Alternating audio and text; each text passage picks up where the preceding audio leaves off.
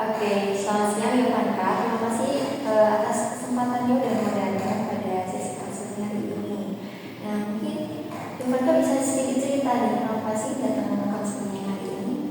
Sebenarnya aku selalu takut ketika harus berbicara di depan banyak orang. Rasanya semua orang melihatku dan menunggu untuk melakukan sebuah kesalahan. Mungkin ada nggak sih kejadian tertentu yang membuat kamu melakukan hal itu atau seperti itu? Waktu pertama kali presentasi, aku sempat salah ucap. Terus teman-temanku menertawaku sampai mereka juga meniru kesalahanku. Jadi sejak itu aku merasa takut untuk berbicara di depan banyak orang. Kira-kira apa sih yang kamu rasakan saat kamu harus bicara di depan kelas? Jantung aku berdetak kencang, tangan aku dingin, terus sempat untuk kesulitan untuk berbicara. Jadi aku takut salah lagi dan diejek. Oke, itu wajar sih Yovanka. Yang kamu alami adalah bentuk kecemasan yang bisa diubah. Nah, rasa takut ini terbentuk karena pengalaman buruk di masa lalu.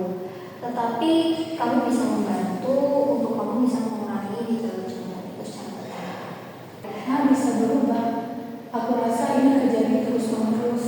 Bisa kok. Kita akan menggunakan beberapa metode seperti metode extinction dan classical conditioning. Nah, nantinya kita akan menghilangkan asosiasi negatif antara ketika kamu berbicara di depan umum dan rasa takut yang akan dilatih secara bertahap. Nah, nanti aku akan mendampingi kamu selama proses ini berlangsung. Jadi aku belajar untuk tidak takut lagi. Ya, betul. Nah, tapi kita akan melakukannya secara perlahan ya, supaya kamu merasa lebih nyaman dan akan lebih relax. Nah, apakah kamu bersedia untuk mengikuti program ini? Ya, saya bersedia. Bagus ya. Aku senang banget kamu mau mencoba untuk berubah. Nah, nanti di tahap pertama selanjutnya kita akan mengadakan yang pertama, yaitu dalam lingkungan yang aman. Kamu siap nggak? Siap. Aku harap ini bisa berhasil. Oke, semangat yang bagus. Sampai jumpa di sesi berikutnya.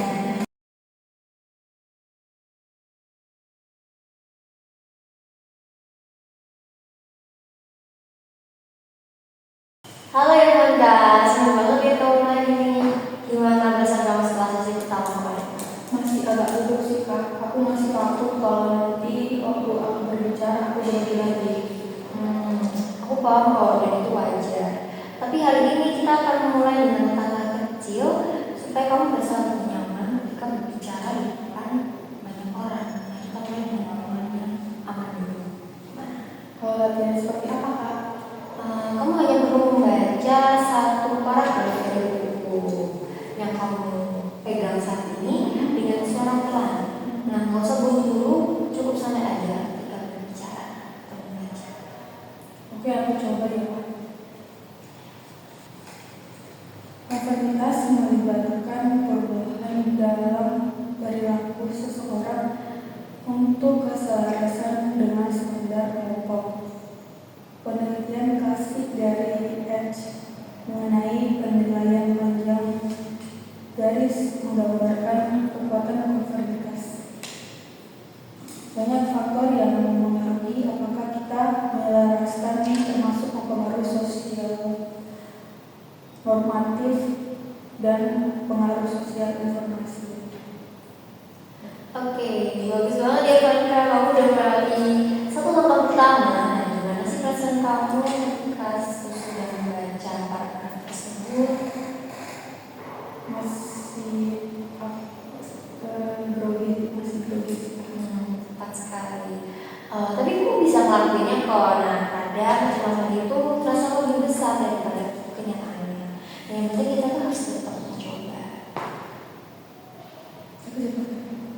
Sekarang kita akan mulai latihan lagi ya.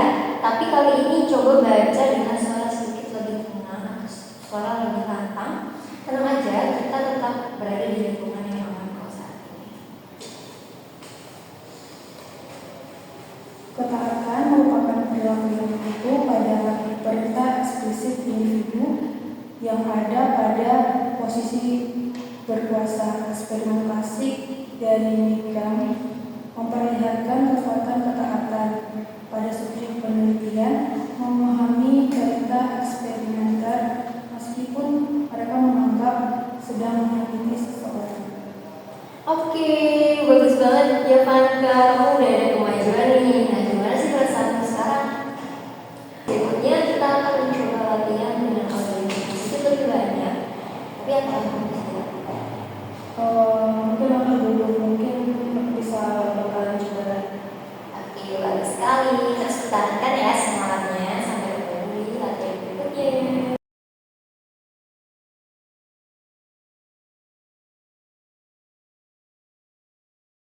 Juga dinamika menekankan bahwa depresi berasal dari pengalaman masa kecil yang mencegah mereka mengembangkan diri yang kuat dan memiliki perasaan positif.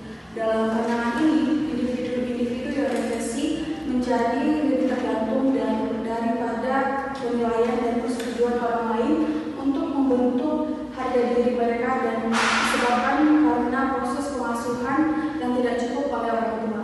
Terima kasih.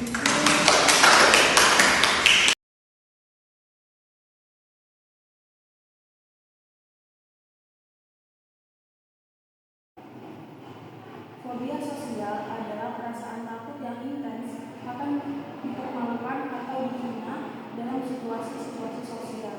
Individu dengan fobia ini takut apa yang mereka katakan atau lakukan adalah situasi yang salah. Sebagai